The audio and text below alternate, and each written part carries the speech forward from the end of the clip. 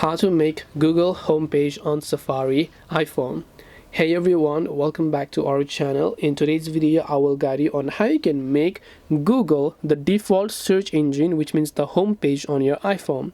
So when you open up Safari, you might be given this type of links or something like that, and you want to make Google the default one. So for this, from your Safari, whether it is Google or any of the other web page, just go to that web page first and then just go to google.com, let's say.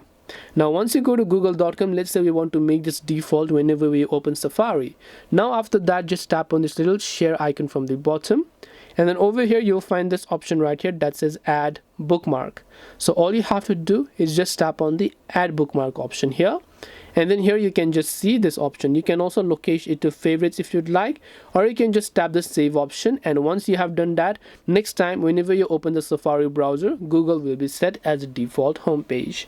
This way you'll be able to make Google your default homepage on Safari on iPhone. Hope this video was helpful. If you have any questions, feel free to leave them down. Thank you for watching till the end, and see you soon in our next video.